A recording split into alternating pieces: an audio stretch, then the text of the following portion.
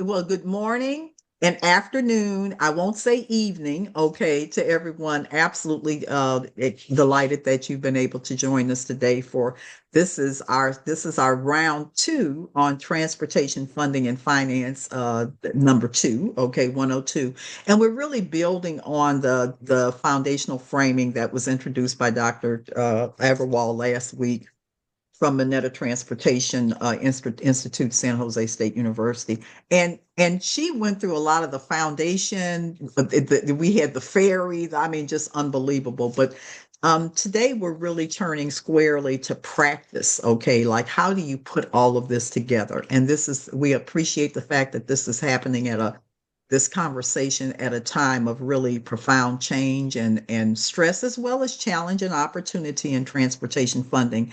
And today, we appreciate the fact that communities are facing a real growing funding gap. There's escalating capital costs, constrained traditional revenue sources, and increasingly competitive federal programs. And so, this webinar really focuses on tools, toolkits, practitioners honestly need to have to know how to be able to blend, how to make it all happen, how to blend traditional funding with discretionary grants, with credit, with financing tools, with innovative delivery approaches, including, and couldn't have a better expert, P3, and I call it too, the P4 models. And then also taking some time to really draw from some real projects and real decisions that, how do you actually put all this in place? So this portion, which is our 102. I couldn't be more honored. It's led by Sharon Green, who is a nationally recognized, just a transportation expert. And I'm not gonna, and I've had the pleasure as well of working with her many, many times through the years. Okay. And so what I'm going to do now is to turn this over to Alexandra Martin, who is one of our community builder fellows this year, and she will do the full introduction. And then we're going to turn it to Sharon, who we have asked all of our speakers this year to start off by talking a little bit about their own journey in transportation and their own careers. So take it away, Alexandra, and then Sharon. Thank you. Hello, everyone. I hope you all have been having a wonderful day. I have the honor of introducing our speaker today. So, we have today Ms. Sharon Green, who is a professor at the Minetta Transportation Institute at San Jose State University and a partner at InfraStrategies LLC. With more than 45 years of experience, she is nationally recognized. She is a nationally recognized leader in transportation economics, infrastructure finance, and planning. Her work spans into public transportation, commuter and intercity rail, high-speed rail, highways, toll facilities, and freight systems. She served as the founding executive director of the Los Angeles-San Diego Rail Corridor Agency and played a key role in developing funding and organizational plans for major infrastructure projects such as the Metrolink commuter rail system and the Alameda Corridor Freight Project. Sharon has advised numerous agencies on securing federal and state funding through programs supported by the U.S. Department of Transportation, including MEGA, Infra, and RAISE grants, as well as financing programs such as TIFIA and RRFIF. Her work has supported major transit agencies nationwide and has been recognized as leading practice in transportation financial analysis. She was inducted into the American Public Transportation Association Transit Hall of Fame in 2023 and has received multiple national honors for her contributions to the field. In this section, she will share insights drawn directly from her extensive experience in transportation funding and infrastructure development, highlighting real-world projects and strategies for financing large-scale transportation initiatives. Everyone, please welcome Sharon Green. Yay! Take it away, Sharon. Thank you. Well, I am honored to be here presenting to you, and it's a wonderful program that II has, and I have the utmost belief that this is a very important program for all of you. I teach with the Minetta Transportation Institute for people who want to learn a lot about how to implement projects and what they need to know. And it's a complicated path, and you don't enter this path directly. And Dr. Scott has asked um, us to tell you what our path has been, because it isn't a direct path. Right. And for all of you who are signed on today, I have the greatest respect for your drive to want to learn about this stuff and move forward and see whether there's a fit between your interests and how you can help your communities, how you can move forward with the things that are important to you. And it's a lot of searching, as you will see when you look at my career path. So here's my career path. I'm old. I was born a long time ago, and I was born in Brooklyn, New York, when nobody wanted to be in Brooklyn, New York. It's kind of funny to me that now everyone wants to be in Brooklyn, but like all I could think of is, how do I get out of Brooklyn? I wanted to um, look at what opportunities there were. I graduated from high school and elementary school, and my high school was a funny high school because it had a lot of people like Ruth Bader Ginsburg, who was the Supreme Court Justice who went there, and Chuck Schumer, who is the head of in Congress and the Senate. And oops, my dog is just here to see me. Sorry. And it's it was a place where all I wanted to know was, well, what are my opportunities? It's hard to believe that young women have a world of choices ahead of them right now. And when I was growing up, it was a very limited set of opportunities. And I think that Dr. Scott probably faced the same kind of things Same that I thing. did. You know, girls, you could be a teacher. You Mhm. could be a social worker. You could be a nurse. You could be a book editor, or you could be a housewife. And that was about the horizons that were Mhm. available for us. And Mhm. if you told your parents, I don't want to do any of those things, they would say to you, what? You know, Mhm. you better find a path. And Mhm. so all I knew was what I didn't want to do. I didn't know what I wanted to do. So Mhm. when I graduated from college, I went to graduate school at night and I was working during the day. And thought I was going to be a professor in English or teach in school. I didn't know what I wanted to do. But I got a job working during the day at New York City Park Department. And it was kind of funny to me because Asha, who spoke last week, she also had a job in the New York City Park Department, and we never knew this about each other. But this was a very formative thing for me. And sometimes, you make choices in your life and you don't realize that they're going to be really life-changing for you. And Mhm. so what I would say is if you see something interesting, take a chance on it. Don't let it stop you. So I had this job and it was a very interesting job. They had just set up this office of conservation and environment. And now environment is a very big thing, but it wasn't then.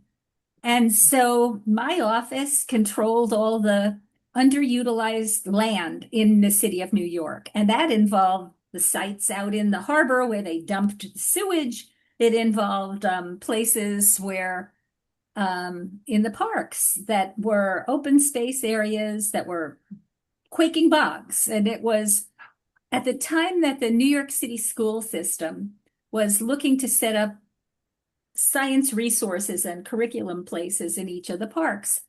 So I worked on doing that. And also my office hired someone because this is so old, you probably don't even know about this. The Verrazano Narrows Bridge connecting New York and Staten Island and going across to New Jersey. And there was a new park alignment, a path. My office hired a man out of a university to do a study because they were going to put this alignment right through all of the resources that my department was dealing with. And so I said, boy, this is so interesting. Why am I going to school at night in this subject when I have no interest in it? I want to do this. So my next step was to discover a light bulb goes off in my head. Wow, there's a field called city planning. And if you want to do something, you better learn how to fund it. And so I became very interested in public finance and how do I learn about this so that I can really get things done and help my communities get things done. Well, I moved to Boston and I worked during the day at the Boston Redevelopment Authority, and I was on loan to the park department there. And I went to grad school at night, and it was hard. It's very hard to go to school at night and work all day. And I have a lot of respect for my students who do that at Minetta. And because Mhm. it's a tough thing to do. You're pulled in a lot of different directions. And then there's your Yeah. real life that you have to contend with, not just being a worker and a student, but your family life as well. So I Mhm. did that. And then after doing that for 2 years, I decided, well, I'm gonna go to school full time. I'm gonna apply to graduate school, and I got up the nerve. I applied to Harvard. I was accepted at Harvard. And I don't say that lightly because I really worked very hard. And I got student loans. It took me 10 years to pay off my student loans, but I found my calling and I love my work. It's been a very long time. I've been working now for 50 years, and it's like every day is like solving a puzzle. And Yeah. I believe that this work is very important. It's like if I can help people to live lives better, to be mobile, to have choices in their communities, it's very important to me. And Yeah. so Yeah. that's a real foundational thing. And I know you're all here because you have a belief in the kind of things that Dr. Scott is making available to you and that Alexandra is making available to you. And it's great. I just encourage you to just plow on through it and you'll find a way. And if you have a lot of people here who want to help you find a way, I am sure. So, Yeah. and if I can, and if Dr. Scott can, and the people in II can, and a lot of people here who want to help you move Be forward. successful. Yeah. And Sharon, I'm gonna stop. I'm gonna just thank you so much. And we didn't practice this. This is her. I saw so much of my own life because Lord, this is one I fell into. If you'd have asked me back in 1970, mid 70s, would I have been in transportation? And I grew up in Cleveland, Ohio. I drove buses all my life. We had a rapid transit, the whole thing. So it wasn't like I used it. Okay. And I'm saying I wasn't driving, but it never translated to me to ever think about it at that time as being a career that would be like where I'd Me spend my too. life. I Yeah. never did. Okay. But here's the thing in our framing at Aya, and Sharon said it so well, we're not selling infrastructure. No. We're not selling it. I laugh with people all the time. I tell them, they say, well, I said, I fell into it. I fell into it 50 years ago. I fell in. I said, but you should ask why I stayed. And it's because of exactly what Sharon said. It's the privilege of being able to do community building across this country for all Yes. these years. That's what the infrastructure sectors are all about. Okay. And I'm saying these sectors, the transportations, the water, the energy, the advanced manufacturing, all that drive outcomes in communities and for people Yeah. and for households and globally. And so that is why they are important. And then I will end with my little piece here. And Yeah. they are going to play in your communities and neighborhoods, whether you play them or not. Okay. And so it is extremely important, whether or not you ever choose to do a career in transportation or energy or whatever. And we wish you would. And those careers are all kinds. They can be public, they can be private, they can be philanthropic or whatever. But these sectors shape our lives. Okay. And so being informed, being engaged, not being MIA, and getting out there is important. Okay. And so anyway, and understanding the investment side. I always laugh and tell people you're going to be seeing us forever because these are durable. Okay. So when you build it, you got to take care of it, you got to maintain it, you got to put, so I don't want to over preach it, but that's part of what we're trying to help to get across. And we love all the big things that move and the structures and all that, but at the heart of it, this is the quality of your life. Okay. And for all of those that your neighbors and all those you care about. So Sharon, it's back to you. Okay. And now she's Okay. going to take us all through. And this woman is an absolute guru. Okay. And I tell you the honest God, I would say this. She has been with me at 1 and 2 o'clock in the Oh my morning. Okay. God, right. I know she's thinking about this. I'm saying 1 or 2 o'clock in the morning, putting these things together. So with that, now it is Sharon Green again. Okay. Well, I have had the privilege of working with Dr. Scott on many, many challenges for agencies that she has been with, and it's It's been an the experience. dedication. I learn a lot from Dr. Scott for her dedication and her constant creativity for like, how do we look at this issue? How do we look at this problem? There's no one solution to anything, and there's not any one agency or one person who comes up with a solution. And what Right. you'll see in the two examples I'm going to run through on this presentation is the partnerships that you build to get things done are Yep. very, very important. And Yep. so let's look at a couple of things that weren't just transportation. They were looking at how do you fund, how do you finance, how do you develop the partnerships to do transit projects and at the same time accomplish community revitalization, serving your your residents and your jobs and making people have access to those things. And how do you improve the economy in the community? And can you do those things simultaneously? So I'm going to look at those things.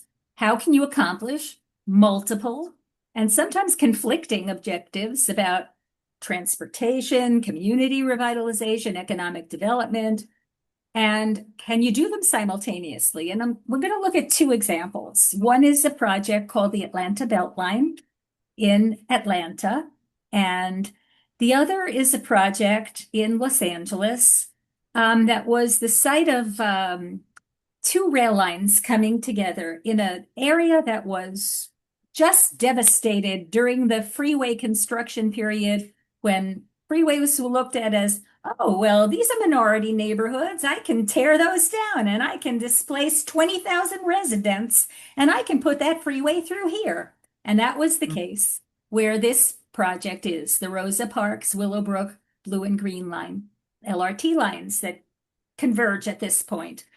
And what are the common things that these two things have, these two projects in different parts of the country? And it's both partnerships and it's looking just broad range at how they were funded and putting different things together. There are some sources of funding that will fund the transportation side, and there are some things that'll fund the transit-oriented development or affordable housing or community development. And how do those pieces come together? So, in addition to that, Dr. Scott asked me to look at these kind of five things, touch on them because she thought that they would be of interest to you. And Mhm. one is just to give you a picture of the broad range of transportation funding and financing sources. And how do you go about choosing which ones you might want to pursue or would be relevant to what you want to do? What's the biggest program that Federal Transit Administration has, which is called the Capital Investment Grant Program? And I'll tell you a little bit about that and then look at what happens at the local level because we're looking at a situation where federal funding is, particularly now, is being Mhm. reduced dramatically. And local governments are looking at putting measures on the ballot. And they Mhm. pass local sales tax measures in particular, or they raise pennies on the property tax. And they go to the ballot and people vote on them. And then just a tad look at what's happening at the federal level. The picture is not very rosy at the moment, but Mhm. just to give you a picture of what we're up against. And this Mhm. is the reality of what we have to deal with. And we have to maintain a positive attitude for how do we work when the situation is good and how do we work when the situation is less good? Because Right. working together, we can help to move things forward. Mhm. The Mhm. worst thing you Mhm. can ever do, I think, is It's not do stop. anything. Oh, God. Then as an old person, I know I'm old. I have to maintain the kind of excitement that students like you have in Mm. thinking you can change the world. And I think that working together, we can all change the world and move Right. it Right. forward. So I think Right. I always believe in that. So, Yeah. and Yeah. I know from the head shaking going on here with Dr. Scott, she is just somebody who will never take it can't be done for an Yeah. answer. And then Sharon, I think the other thing that's so important about this is to understand that there is a readiness on projects, okay? And so there is always work to be done, okay? And you will shape and reshape and based on, but they have a gestation period, okay? And so everybody, you got to do your work, but then you got to set them up. It may be that you're never going to be the person that's going to cut the ribbon Right, and appreciate that. Okay. But that foundational work that you did that might have been 10 years before, because it will, when things need to happen in communities, has been my experience, they will happen. They right, may not happen on your watch, but your responsibility while you're there is to do your part of it. It's like a relay race. So when that time comes and that baton is there and it's ready to be handed off, that you and your team during your period in the race have done the best that you could to wind up making it as ready for that handoff. Okay, and I'm saying, and so and some of the formula on that doesn't change, and that's one reason I be honest, always respected and loved working with Sharon and her team because they understood that view. And so it was always about let's make sure that the underpinning facts regarding this are as accurate as we can make them. What are the best practices that really need to come in on this particular? Yes, we need to make sure we do appropriate surveying and geo this and all of that because this is an area of the project where the risk assessments are showing that there's a lot of whatever, and to be ready, we need to do this work. So I don't want to over preach it, but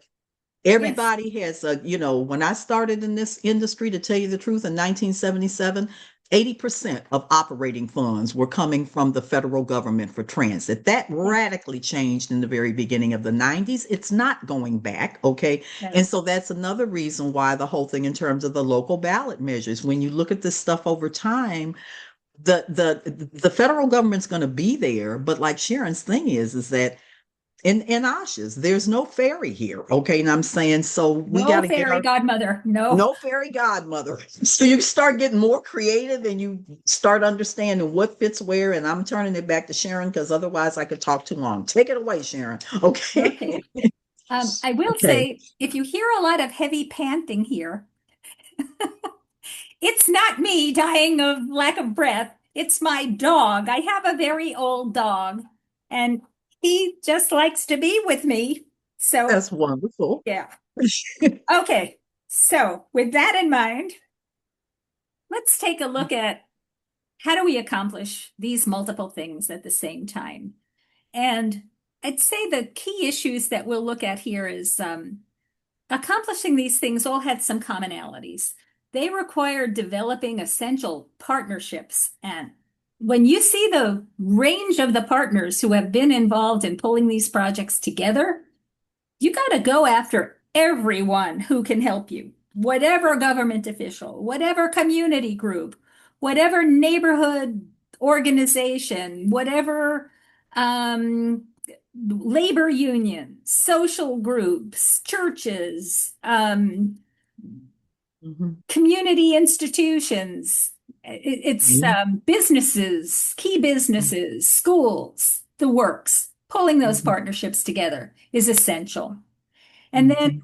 what I learned early on and what sent me back to school was if I couldn't find a way to help people pay for these things, they weren't going to happen. And Mhm. so I spent my time focusing on the funding and the financing side so that was what I thought I could contribute to. Other people Mhm. are better at community planning than I am, certainly. But if I can lend my help in telling people, look, let's consider this in terms of how to fund it and how to finance it. That will help move things along.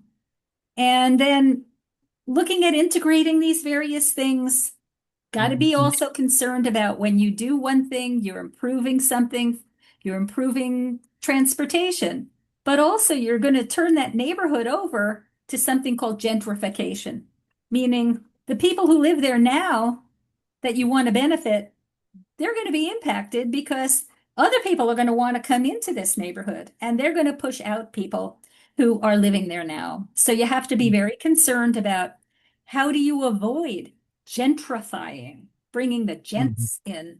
Um, I think the new word for that is bougie.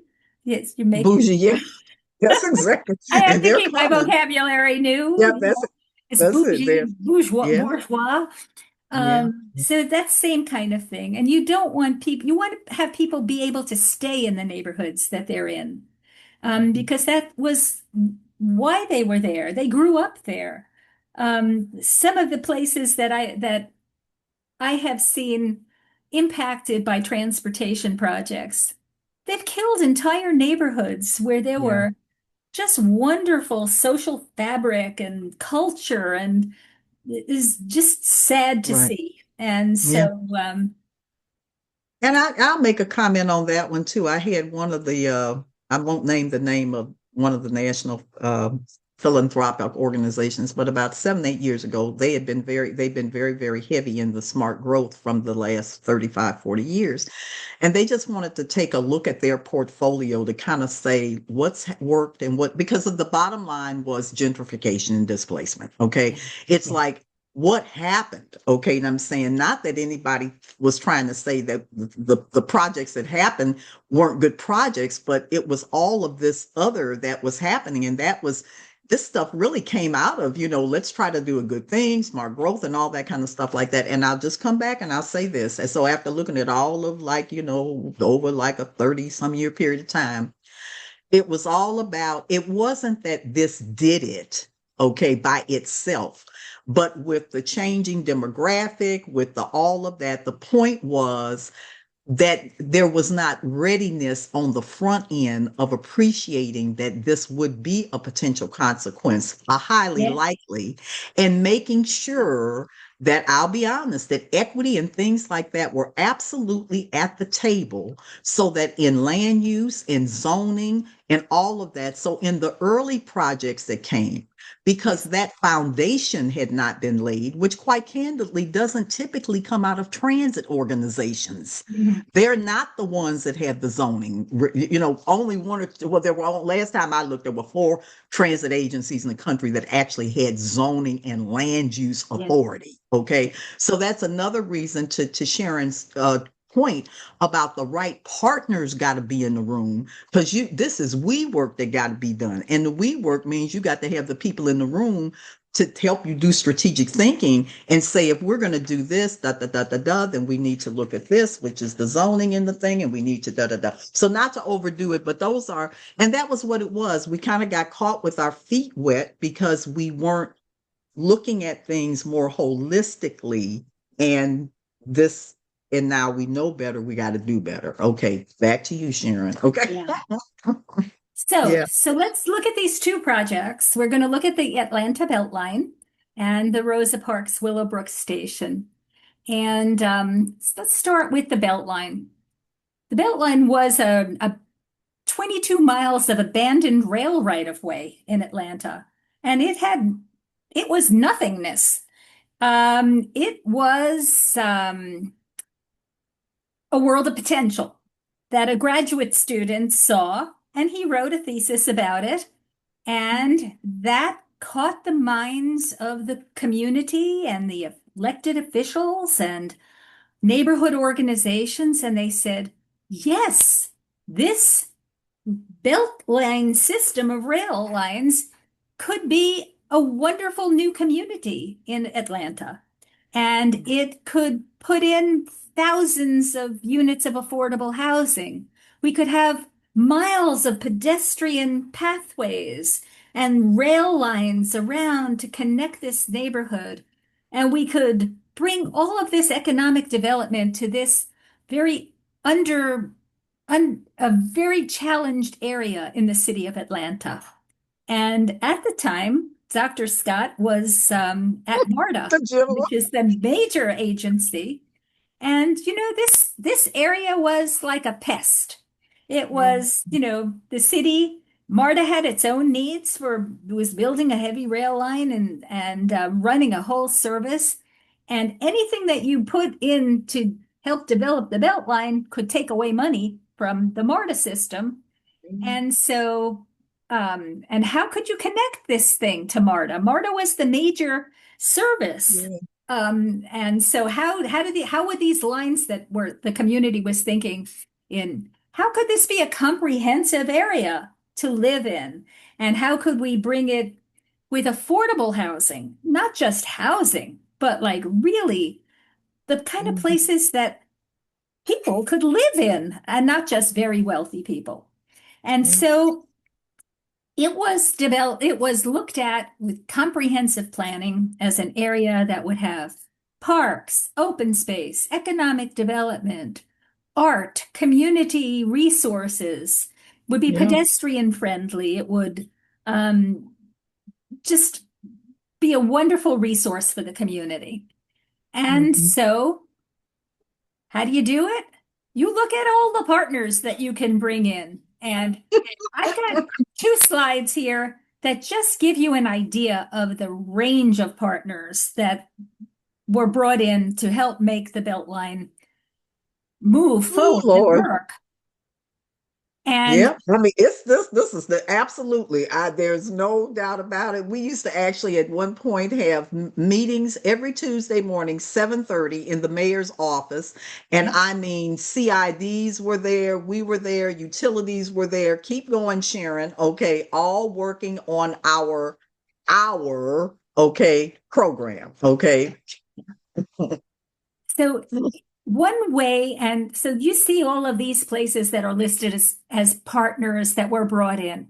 And some of these, like Fulton County and Atlanta Public Schools, very important because when we look at how a main source of how this was going to be funded was to freeze the property tax in this area. So Yeah. it's nothing is happening in this area. The property taxes are very low. And so if you say, okay, I'm going to invest in this area, I'm going to freeze those property values at that low level, and the work that my group is going to put in are going to raise those property taxes. And let's take that increase in the property tax and use that to fund what we're doing in the community. Well, Mhm. that's great, except that Atlanta Public Schools and Fulton County and the city all get a share of that revenue. So you have to negotiate for how you're going to make those people whole when you freeze that property tax and take that growth away from them when they are counting at that growth as well. And Yeah. so they become very important partners because it's not everybody that is going to want to move forward the way you are, but you have to think of those who will oppose you as well when you put those partnerships together and make sure everybody is getting some benefit out of the program. And here are some more partnerships, and it's still only a partial list. Yeah. So there were a lot of federal organizations that were involved in community development. And so it's not just, you're looking at doing a lot of different things. You're bringing in Mhm. community development groups. You're bringing in Mhm. economic development groups. You're bringing in Absolutely. labor. You're bringing in every kind of minority you can imagine in the city, Mhm. whether it is, because you want this to be of broad benefit. Mhm, And mhm, so have these partnerships, and then you have to look at setting up this special district. In um, in Georgia, it's called a tax allocation district, which is how you're going to allocate that growth in taxes to pay for these kind of improvements in parks and trails and transit and streetscapes and housing. And so in California and other places, it's called tax increment finance mhm. districts. It was called redevelopment, and in other places, it's called enhanced infrastructure finance districts. But they all have that basic principle of taking a portion of the growth in the value of the property that these improvements are creating and helping to fund what's happening. Mhm. Atlanta public schools in Fulton County had to be paid in the form of something called pilot payments. That was payment in lieu of taxes because they were going to be losing revenue. And so there were PILOT payments that were promised to them. And moving ahead, creating a housing trust fund and a developer incentive fund to help move this forward. Mhm. It's a diagram just showing that this Beltline tax allocation district was responsible for funding over 70% of the Beltline services. And there was philanthropies and grants from various Yep, places, but it was mainly this tax allocation district. yep, So, mhm, and what that those districts and the advisory boards did is they recommended ways to make things happen. And yep, so, not to belabor this and not to look at the diagrams and the specifics, but know that getting the right structure, getting the right partners, very important. And how absolutely. creative you can be to make it work. You Right, have to right, think of the problems as well as the opportunities. right.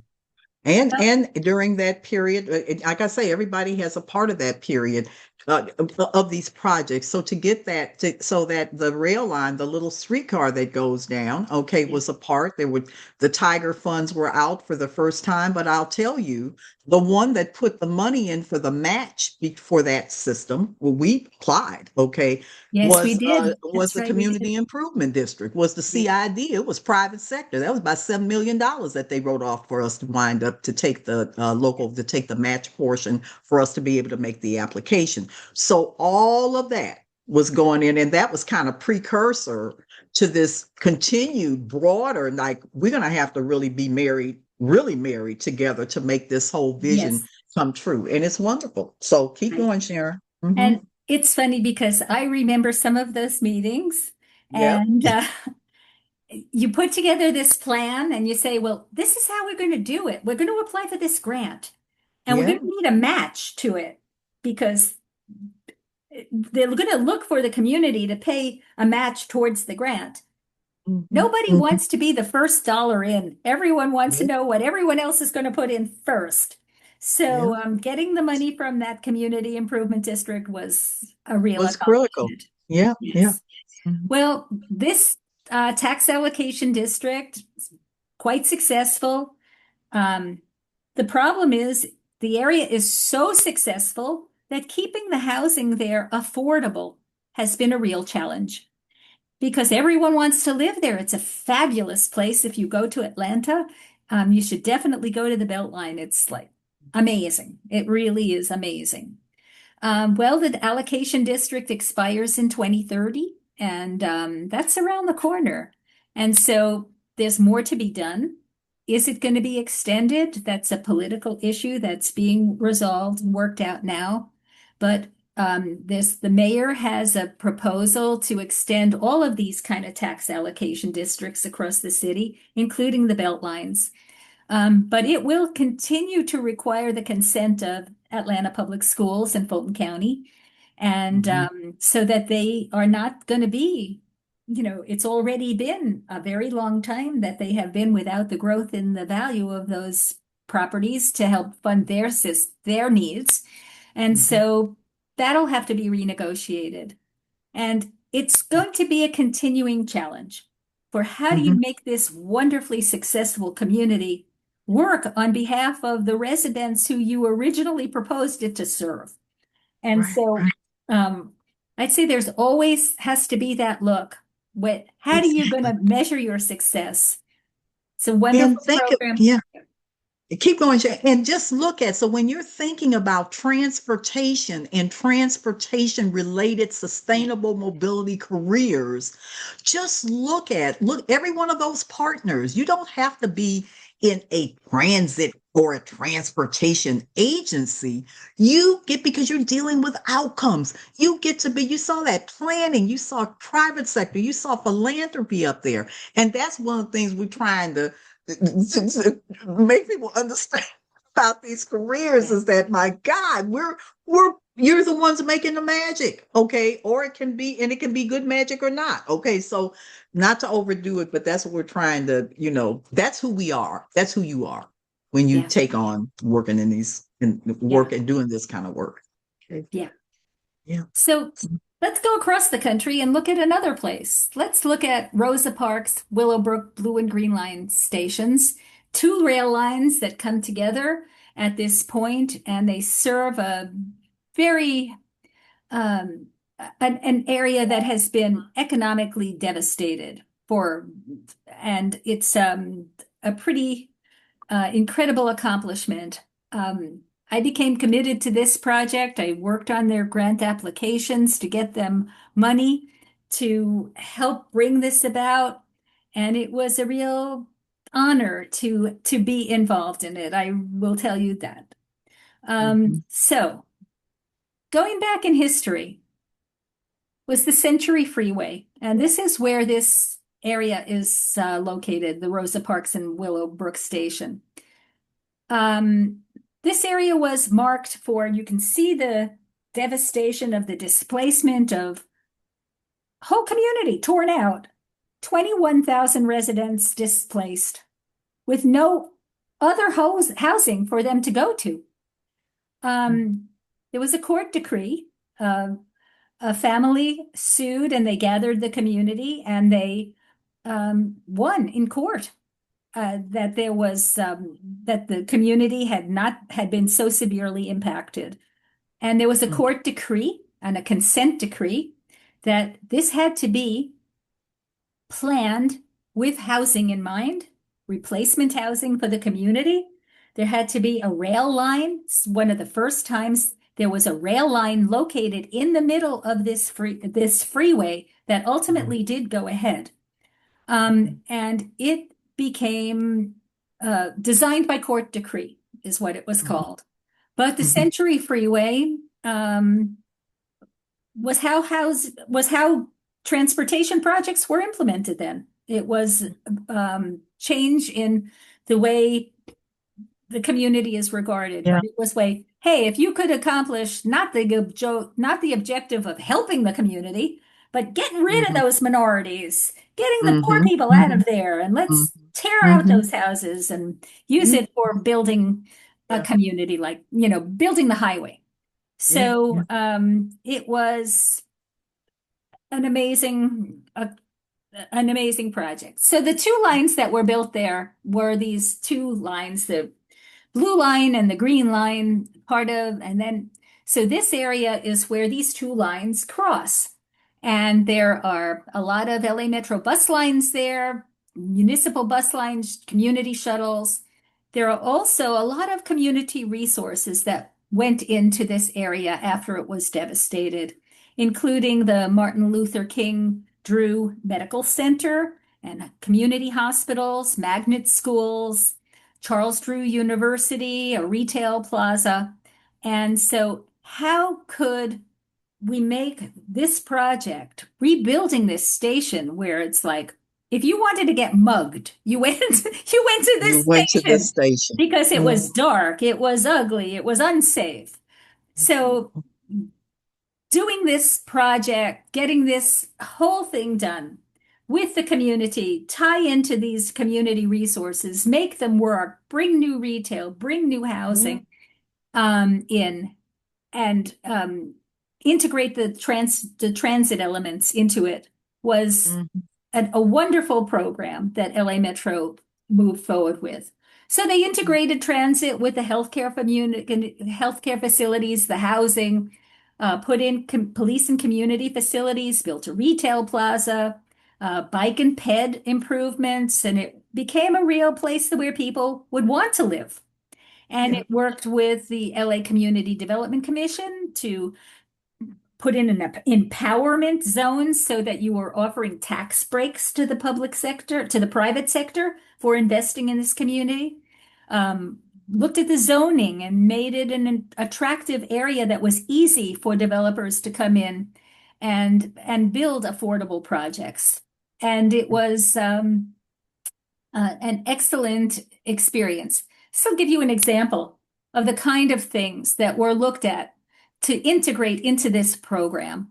And it was looking at community health projects. It was looking at community development projects with mixed use developments and shopping center revitalization, childcare facilities, a master plan for the medical center, bike lanes, streetscape, parks, community gardens.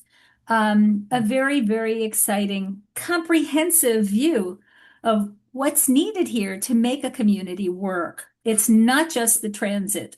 It's not Right. just the roadways. It's not Right. just the housing. It's putting these Mhm. pieces together and fitting them together. Mhm. So, Mhm. as somebody on the funding side, interest in the funding side, I'll just list a couple of the kind of things that were looked at. There are transit sources and there are other kind of sources that were looked at. Various grant programs. LA Metro had local sales tax that voters approved there, and a couple of them. And so there was money from the sales tax. There was special state grant programs, a federal grant program called Mhm. at the time Tiger. And so just looking comprehensively, it if you really want to get things done, look at what's the range of the universe out there. These are not all available now, but this is the kind of things that we were looking at then. And there were Mhm. things that you could do and use for transit, and there were other things that you could do and bring in the housing and the transit-oriented development or community development stuff. And so looking holistically at how do Mhm. you match Mhm. what you want to accomplish with the kind of funding opportunities and the partners that will help you get it? Right. Because Right. the partners can also help you get the funding. And that is something very important to consider. Right. So as you all in your careers, okay, that's why you talk, I said I love transportation and mobility because that's my home, that's what I know the best. But I said I'm never walking into another classroom or another, and I'm only talking about transportation. Okay. Yeah. We got to talk about, and I will say to you that as you build your personal and professional networks, okay, don't I say we're doing better now in terms of learning who our partners are in emergencies, but do it in their opportunities. Okay, so Yeah. when you are going to the different meetings, make it intentional in terms of, oh, wouldn't it be good if I knew my counterpart over in the utility, or when I go to that women's transportation or whatever, the engineers, whatever, instead of just staying in my own cocoon that I'm comfortable with my group, okay, go and see the ones that are over in that private sector thing or that whatever, and bring intentionality to it, because all of those relationships, okay, both formal and informal, will open up tremendous thinking, but opportunities for you. Okay. And I'm saying, and people don't really believe it. Those who know me well, but I'm a closet introvert. Okay. But I had to make myself, which probably I made myself too much. It's quite genuine, but I Sandra and really I am. are both laughing. Oh, I know, but I really am an introvert. But I had to figure out early in my career, and really a mentor helped me. And I'll say this, I want to say, because I was oftentimes, many times, the only and doggone no Black woman that was going to walk in a room. Yes. Okay. And everybody was going to know my name. Okay. Of course. But I wasn't going to know theirs. Okay. And I found that in the first time it was really up in DC area, which that is full of all these different things. And it would just suck the absolute energy out of me when I would get ready to go. Okay. Here we go to another one. You're going to go in the da da da da da. And so anyway, long story short, and this was a guy, okay, was a, and he gave me this tool. He said, Beverly. I said, oh my God, I'm not good at names. And he said, Beverly, what I want you to do before you walk into your next door, I want you to put your shoulders back and I want you to open that door and envision that this is your house. You invited them and they're your guests. Okay, do it. And I swear to God, that actually, so I did. And I would go up to people and I'd say, oh, and how are you? So I'm not going to overdo it, but all of, and it, swear to God, it actually, I would laugh at myself. I say, here you go. And then after a while, you kind of just do it. Okay. And I'm saying, and go look for the person to talk to that you haven't talked to before and that you don't know so well, but you would like to. Okay. Back to you, Yeah. Sharon. I'm sorry. Build your team. I mean, Build your team. nobody wants to know, and nothing happens with one person. You've Right. got to Right. put that team together to make things happen. So Mm-hmm. that's some something that's very important. Okay, more funding sources. I'm not Yeah. gonna Yeah. focus on that, but like I think that this is essentially the message. You got to Yeah. be a developer of places. You got to be a Yeah. developer of communities. You're not just revitalizing transit or buildings. You are revitalizing the kind of relationships that are going to make things happen. And Mm-hmm. so, these are just two projects, but I'd say as you move forward, looking at things that you want to bring about in your communities, these are the kind of things that you'll be thinking about. Your partnerships, how you're going to fund Mm-hmm. it, how you're going to and then you're going to have to document what are the benefits that you've created with this and what are the successes you wanted to achieve and achieve them Mm-hmm. and make sure Mm-hmm. that people hear that story about how everyone worked together to bring about those accomplishments. So Mm-hmm. those are the things that I thought I wanted to help you learn out of Mm-hmm. these examples. And Mm-hmm. in the interest of time, let's see, we can touch on these topics if you would like, if you want to do some of You them. know what? Sharon, the thing I thought would be a good one, a really good one on this. Would you talk a little bit? We had the experience together on the Thriving Communities program, okay? And the whole thing in terms of the different, I mean, regardless, administrations change and all that, but the reality is that the foundation on these things in terms of readiness, putting your grant applications together, what are some of the ones that are kind of like you just need to do it. Okay. You're getting yourself, regardless of what the opportunity is, these are some of the things that you need to really be doing all along the way that help you to be ready. So I wanted you to talk a little bit about evaluation criteria. They might get a little flavor here or there, but they're there. Yeah. Okay. And then the readiness piece on that. Okay. And then also on and then the local capital measures and how Okay. just some perspective on that, and then we'll come. And then I definitely want, if you had your magic wand and you could do anything in reauthorization, I want you to go there too. But this whole thing in terms of community readiness, in terms and the really linking that to what are real evaluation criteria on these grants. Mhm. Okay. Um, Dr. Scott and I, these are some of the students who were in the class that I taught at Minetta Transportation Institute this year. And we had 40 people in the class.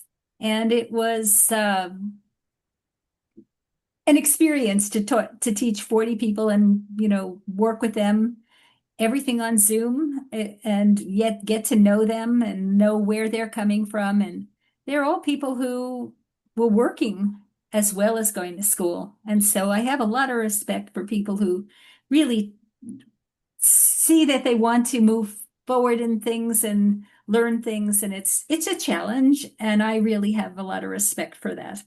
So And I'll tell you, students have their own chats and they're posting things about the instructors as the class is going on. It's Yeah. kind of funny. Yeah. Yeah. Yeah. So anyway, I'll just go and touch on the kind of things. Dr. Scott and I worked on a program that was set up under the past administration called Thriving Communities. And there was a great sensitivity to the fact that people who knew how to get grants were very successful. But there are a lot of communities that don't have grant staff there, don't have a lot of money for put up matching funds, and yet you want to make them thrive.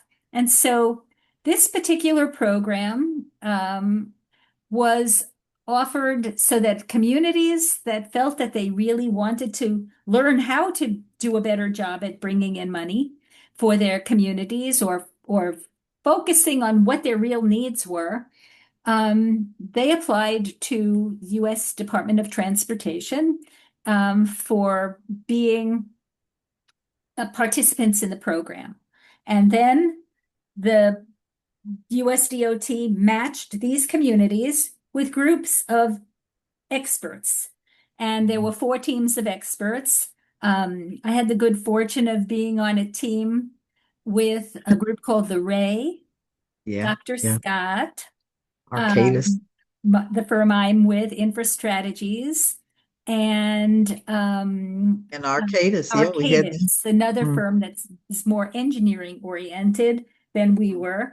But it was a whole range of expertise that were brought to bear on the communities to help them work with them on a regular basis, sharpen up on what their priorities were. And then once they identified like their top 5 priorities, we helped them identify, okay, what's your work plan? How are you going to move forward with it?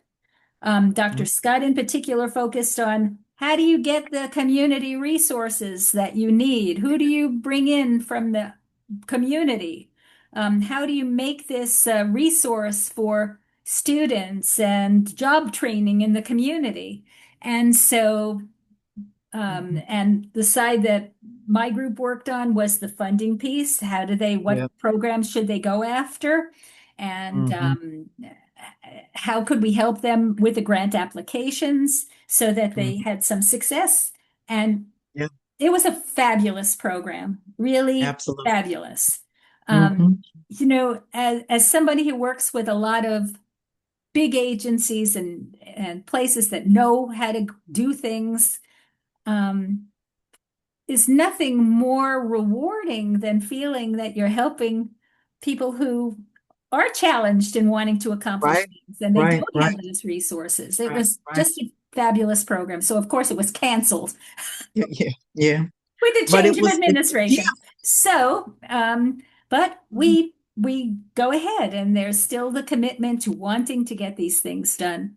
And Right. I'd say that what I found about the Thriving Communities program that was best was we weren't doing it for them.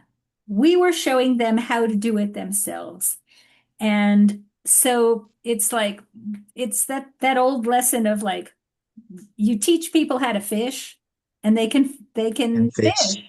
And Hmm. so that was what the emphasis in this program was. And it was a, Hmm. a wonderful experience working Yeah. with the communities and working with our team of people who were advisors. It is just, Mhm. and our federal people who we were working with, all really Right. a great program. Right. So, Right.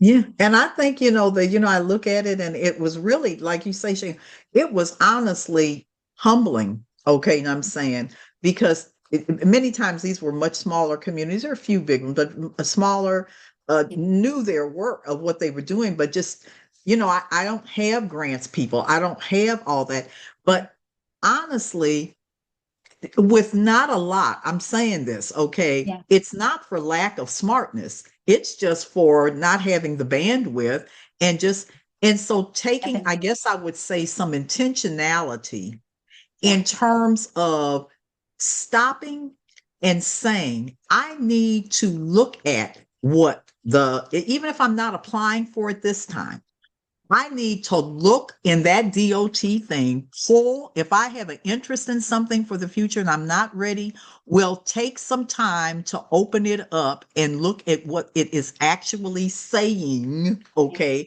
And oh, there's a theme here. There are 8 different big types of criteria that they look at. I don't care what you title it, okay? And these are what they are. And guess what? They come up every time, okay? Every And time. so kind of laying those kind of big pieces Yeah. out, because at the point that the thing hits the street is not the time to get ready.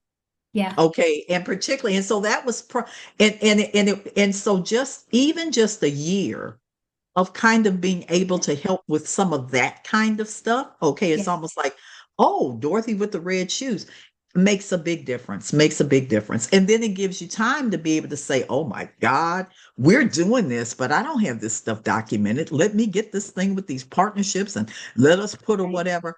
All of that preparatory stuff is so important. Okay. And then Mhm. being able to package and repackage and all that. So I'm just saying, and if how many times have you ever just really sat down and said, let's pull that kind of an internal meeting together? Okay. And I'm Yeah. saying of what we're looking to potentially do, and then being clear about this is where we have strengths and this is where we got gaps, and these are some gaps that together we can fill because we're going to go for the next time. So that's what I was trying to say, is that the whole thing of getting suiting up and being armed to be ready, okay, is important, is really so important. And that's the stuff you can do on as you're getting ready for when these different opportunities wind up coming out, because they will come out. Okay. And so that, yeah. The Yeah. communities we work with, it was kind of shocking. They were all so overworked and understaffed that like they didn't speak to each other, these Right. departments. Yep. So Yeah. and Yeah. and and people were making their own jobs harder because they Yeah. you need to Yeah. share information Yeah. and build those alliances so that you Mhm. can move ahead. Yeah. Yeah. You know, Mhm. we had Okay. places that had no staff, and the mayors were doing the applications. They were the ones, No and their names to be community, they're said, but elected by those. from the community. These are not well-paid mayors. These are like, people who are, just volunteering their time. So anyhow, Yeah. Yeah. there's no Okay. shortage of funding sources. I'm Oh just Lord.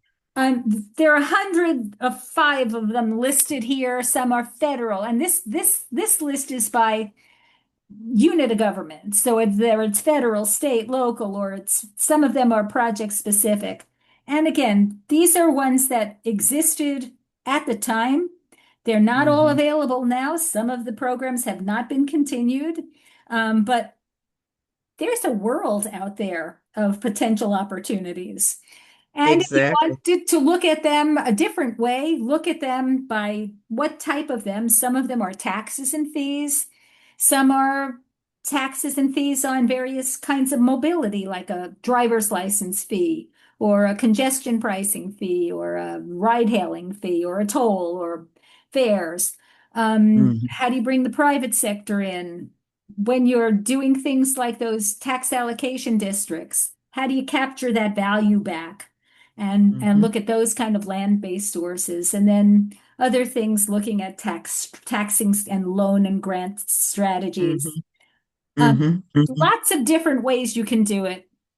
But And this is another. I'm just gonna keep saying it. And the way that we're organized, it's not a criticism, but every one of these sectors are sectors, and then they subsectors on top of them. So everything bureaucratically and institutionally, for the most part, doesn't help in because we're insular. And so transportation knows transportation stuff, housing knows housing stuff, the energy knows energy stuff, and you really have to step back and say, I need to try to get smart in, and once again, we don't have to say the thing, but just recognizing that and saying now, and with AI and all these things and all the different, just take a little time to step back And that's where these different, they did this one did that. Let me try to just kind of dissect. And I tell you, once you start looking, you'll see that there were other people just like you that answered some of the same questions. And you'll say, oh, that's an organization that I now need to really add on my list of. This is where I go, because I will now then have the opportunity to take it from reading to connecting with other people who are doing, have already done, or are interested in doing the same things I do. And then you can Zoom them. You don't have to get in a plane and go to them. And most of the time, you know what? I really have never yet reached out to somebody that I did just like that to say, I read about you and da da da da da. Would you have some time in your team? Where I haven't gotten a response or beyond that. Okay. So, I will say that with all the tech and everything, and it can be your mushroom. Okay. And so take advantage of trying to get as smart as you can and meeting other people that can be of assistance. Okay. Absolutely. Yeah. Yeah. So when you have this list of things that you might want to pursue, how are you going to select what's worth pursuing? And so these are one way of looking at how are you going to choose what you might want to focus on. You might want something that's going to generate a lot of revenue for you, because all of these things will take a lot of time to bring about. Is it legal now? Is the revenue going to come on a regular basis? Or is it going to say, oh, it's going to be 1 year, but then it's going to be problematic to get it in the future? Is there a logic that I can make between how this source is going to benefit the community, and can I make that connection? Do I need partnerships to make it happen? What's the tax burden going to be? Is it going to hit poor people worse than it hits rich people? And am I hitting one area of the community and it's going to, be hurt, whereas other areas of the community are going to benefit? So you're going to look at how the sources that you're going after. It's one way of looking at it. There's if you've ever looked at consumer reports or any reports, you can rate these things as to whether they're, highly of interest to you or medium or they're low. And you can see which one on this scoring kind of thing to select where you want to pursue. It's just kind of visual things for how you would evaluate things. And then if you're going to go after grants, this was something that we did a lot in the grant playbook that we developed for thriving communities. Are you am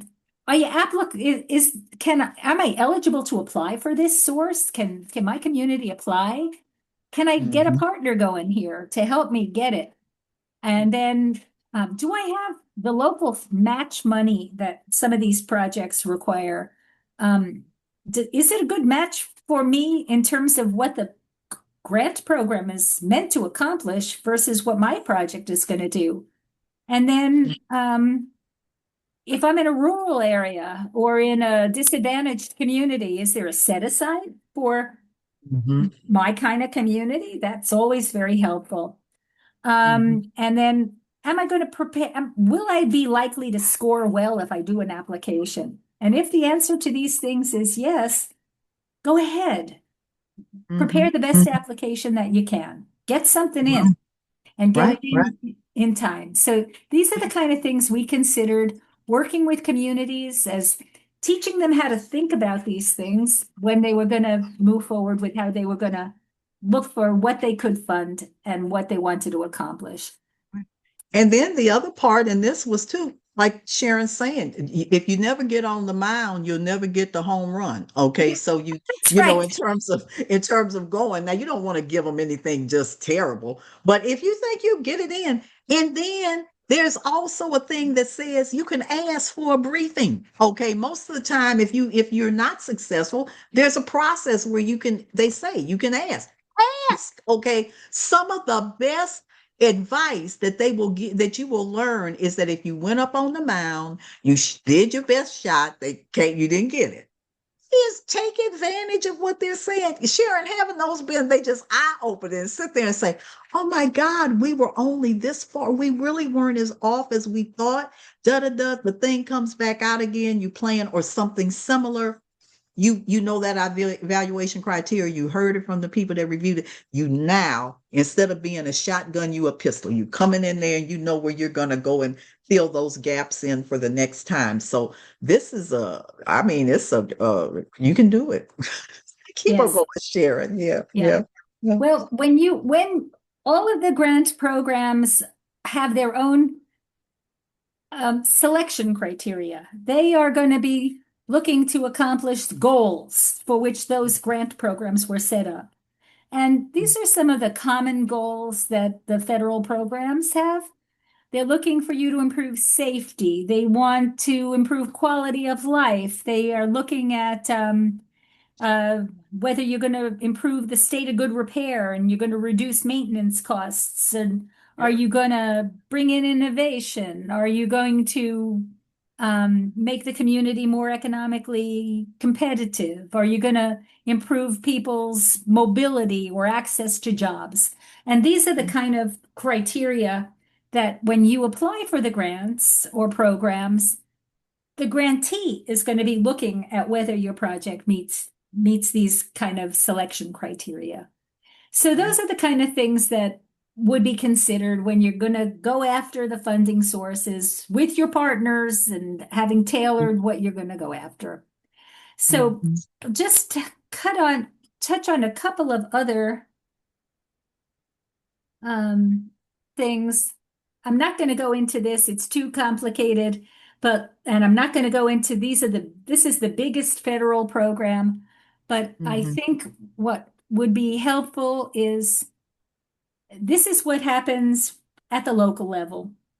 Mm. Locals know that the federal money is, if you want to do something, you sometimes have to go and have your local voters vote for measures. And Mhm. um, these local measures tend to be very successful. You know, this is an indication of like for the ones that have gone to the ballot since 2018, over 80% of the measures pass because the communities, the programs, the expenditure plans for that money are developed to be things that are important to the community. And the community knows that if they don't vote for the measure, they won't get these projects. And so the local measures tend to be successful. Mhm. In most places, the ballot measures have to pass by 50 plus percent, over 50% of majority. I live in California. The measures Yes. here have to pass by two-thirds vote, 67%.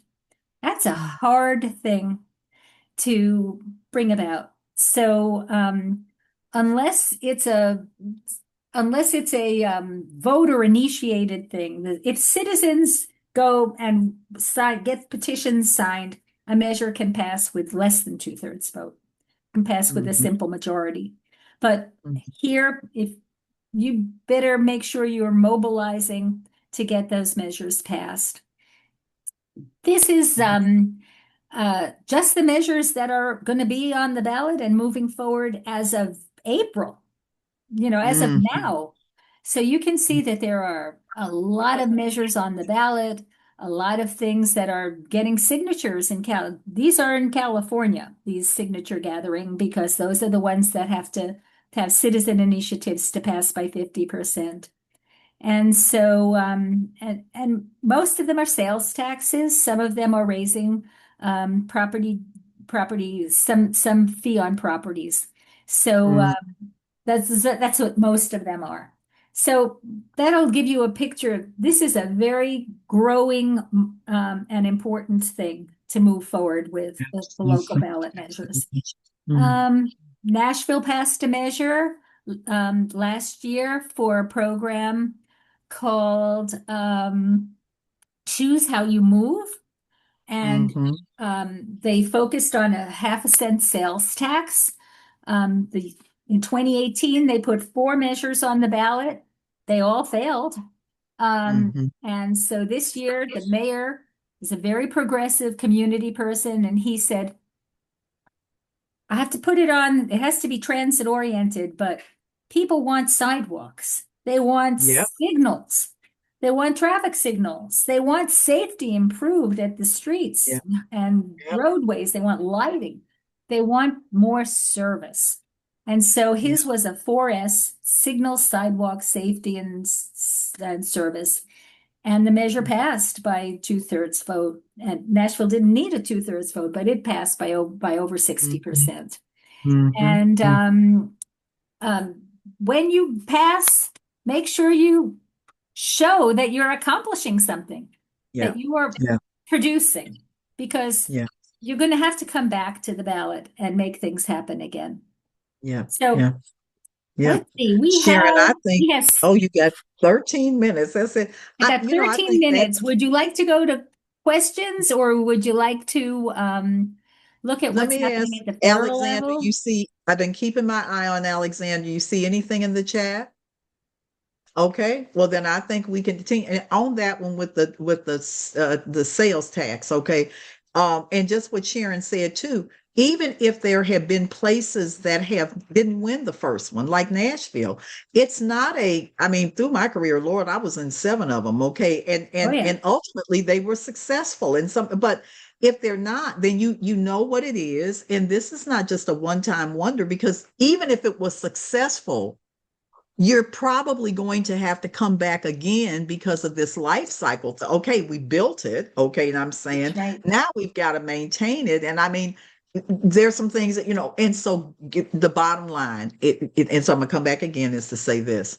And so understanding that you're doing community building, okay, Yes.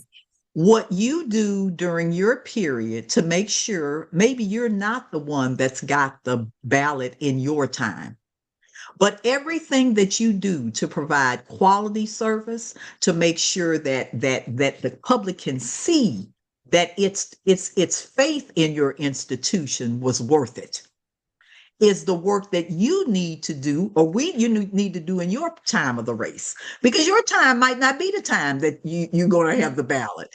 But all of that, that's the street credit and the credibility and the trust in the agency that is required in order for you to make sure that you're in position when the ones who do have to take the baton to go for the funds again can say, job well done. Okay, so Right. I tell people everybody got a different role in here. Okay, and I'm saying, and what is, in this community building stuff, and sometimes it's not the excitement of going for the big one. Okay, but That's the right. joy of what you think that you and your team were able to do during your time. Okay, Yeah. to help set it up. Okay, so anyway, keep going, Jaren. It's all good. Okay.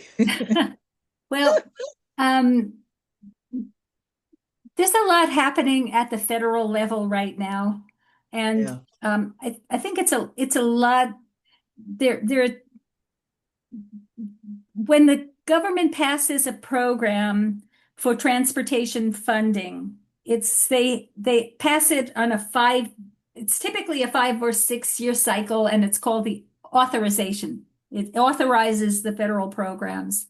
And in addition to the multi-year authorization, which Congress has to approve and the president has to sign, each year there's a budget and an appropriation by Congress to put the money forward. And so those two things are happening simultaneously now. The program that's been active for this past 5 years, the Infrastructure Investment and Jobs Act, which used to be called the Bipartisan Infrastructure Act, but now it's like not exactly as bipartisan as it was. Yeah. But you want transportation to be bipartisan. It's not just a Democrat or a Republican thing. You want Congress to move forward with something that both Republicans and Democrats support. Mhm. Mhm. So that program is up for reauthorization, and the annual appropriation for what's going to happen in terms of the budget for next year, everything moving ahead. And much of this money, and here's the schedule for it, but like, here's where things are coming. for the appropriation in the president's budget right now is proposing to cut transit funding by 23%. It's proposing to cut money for these major capital projects, rail and bus rapid transit projects, cutting that money by 63%, and cutting things like for Amtrak or commuter rail or what's an example of if you're in Chicago, it would be Metra. If you're in Metro, yeah, Boston, it would be the commuter rail program, cutting yeah. that funding by 82%. So Cap this will corridor, yeah. this will Hmm. be debated by Congress, and hopefully the appropriation for 2026 will not have these severe cuts, but this is the starting point of what's in the president's budget anyway. A lot of Hmm. the money for these programs comes from gas tax and other taxes on motor fuels and things that go into the Highway Trust Fund and the Transit Trust Fund. The trust fund is the Highway Trust Fund gets about 80% of the money, and Transit had gotten about 20% of the money. Well, you can see that each year the money in these trust funds has been decreasing because it comes mainly from motor fuels. And cars are getting more efficient and there's more fleet electrification. So the money that comes in from the taxes on these on fuels has been declining. And so next year, the Transit Trust Fund, which is the blue one, is going to be negative, and the Highway Trust Fund will be negative in 2028. So how is this going to be addressed? There The hasn't been a question. gas tax passed since boy, Oh, Lord, is it 26 years now? I I don't think know, it's something like 26 that. years was the last gas 26. tax increase Yep, at the yep, federal level. yep. And there Hmm. have been various proposals to bring more money into the trust fund, but it's still not addressed. So this is going to be something that we start out with going in. How is Congress going to direct money to make up for this shortfall in the interim, as they have been doing in the past? But like to bolster the money in the trust fund. But like it's going to be an issue that we're going to have to deal with. And so when you hear trust fund, this is the kind of situation. And this is exactly why, okay, when we asked what conversations do this just next gen need to hear about this industry, transportation, funding, and finance. At first, everybody said, but candidly, young people were the ones too that came up and helped with these. It was technology and it was funding and finance. Yeah. There couldn't be like all the magic, like Sharon said, like I decided I needed to Yeah. be in here. Swear to God, we need your laser focus on this, Yeah. okay? Because it is at crisis. I mean, it is at beyond crisis proportions. And there is no question but that your generation is the one that is honestly going to be fully sitting at I mean, there's going to have to be something that happens, okay? But it probably is not going to be the big ones that will actually put us on really new course. Okay. This one is yours. Okay. And we need you as informed and ready and to really do the next big one. So I know it's not boring because you said, but it is dense Not and boring.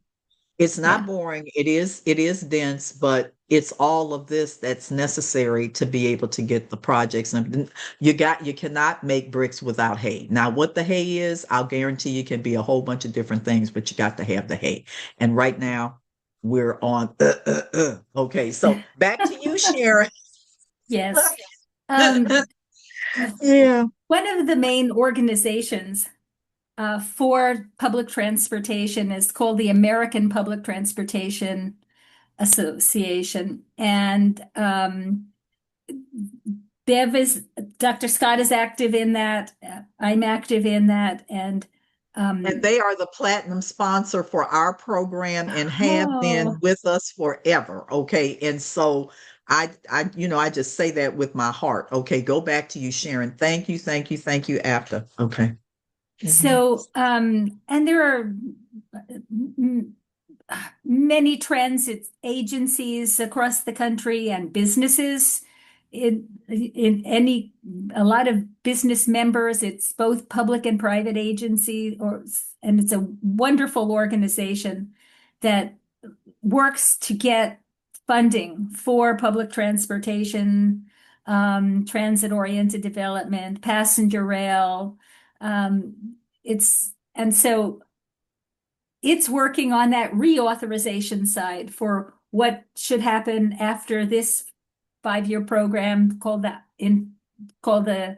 IIJA is coming to an end this year.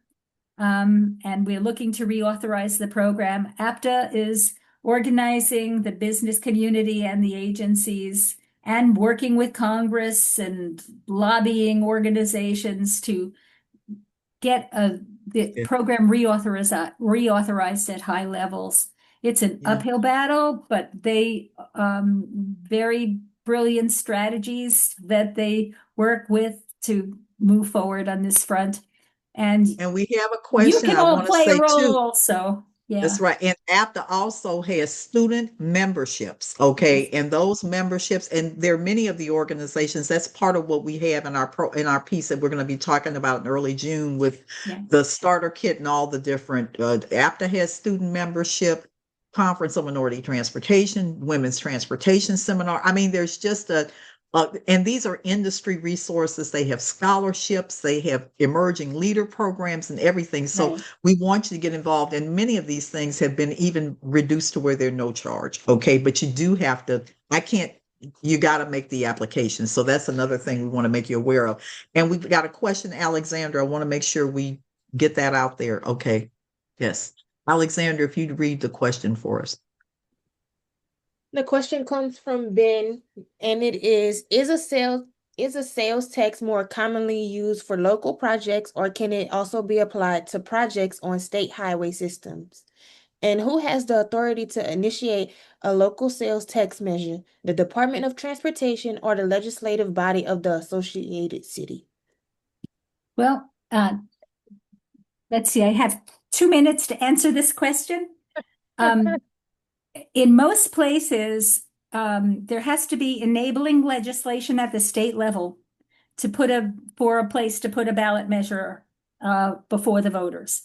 So even though it's a city or a state, it's a city or a government agency that's going to put the measure on the ballot, it has to be authorized by the state legislature. And that's a political thing in and of itself.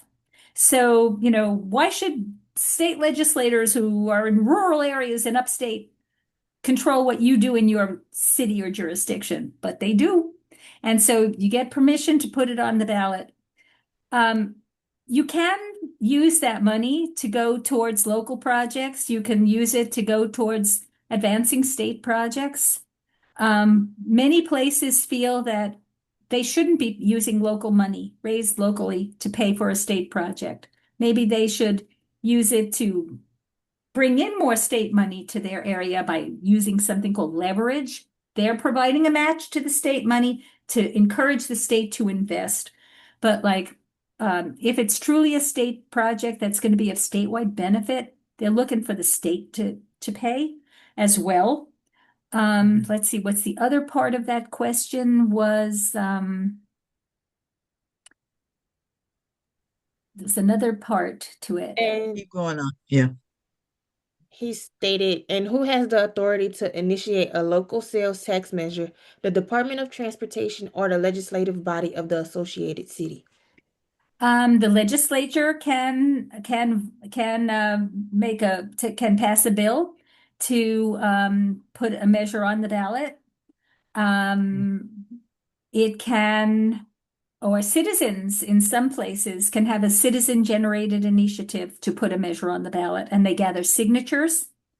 Mhm. And you have to qualify it by a certain number of signatures that are legitimate signatures that the registrar of voters reviews. And then after that signature drive, language is developed to put it on the ballot, and it's put on the ballot, and it's voted. Yeah, and it's Some voted on. measures, yes, some measures also require that the city councils or the boards of supervisors in a certain area also approve the package, but that's in general in a very quick answer to Yeah. how it's done. And So there's sometimes, but Sharon's point about it goes to the state, and there's sometimes I happen to live in a state where there are restrictions in terms of that are put on as a function of the initial enabling that of what you can or cannot use that sales tax for. That's usually in there. Okay. And so I happen to live in one where there's some restrictions in terms of who can, whether transport, or the highways. Not trying to make it political. It's not. I mean, this is years ago, but it goes, it's the state, and that language, okay, is extremely important in terms of what qualifies, what doesn't qualify. So no, that's help. yeah. Okay. So in the interest of Oh, time, I think I we're at we're time. at the close. I know we're at the witching hour. Okay, and I hate to lose you. Okay, Sharon, is there? This has just been fabulous. And once again, everything, like I say, it's almost like an online course in many respects. Everything goes into the shared drive, and anybody who is not in the program who has an interest in getting either the recording for this and the slides, please just contact us. It's all Beverly at IYAI.org, and we will be more than happy to send them to you, to send you a link so that you have access. So, Sharon, thank you, thank you, thank you. We just this is I learn something every time, and it's just such a pleasure and such an honor to have you. And thank you all for listening, and we'll look forward to you tuning in for some future ones. The next one that we have up is going to be on transportation careers, and that we've done our blast on, and that's going to be Jack Clark, he's with the executive director for the Transit Workforce Center, as well as the International Transportation Learning Center. So with that, thank you so much, and Sharon, just You. absolutely, you've been wonderful. Thank you so Thank you much, for the and opportunity to Alexandra. speak to these. Appreciate it. Okay. Thank you. Take care, everyone. Have a lovely rest of your day. Okay. Thank you. Thank you. That's it. Here we go. Okay. Close.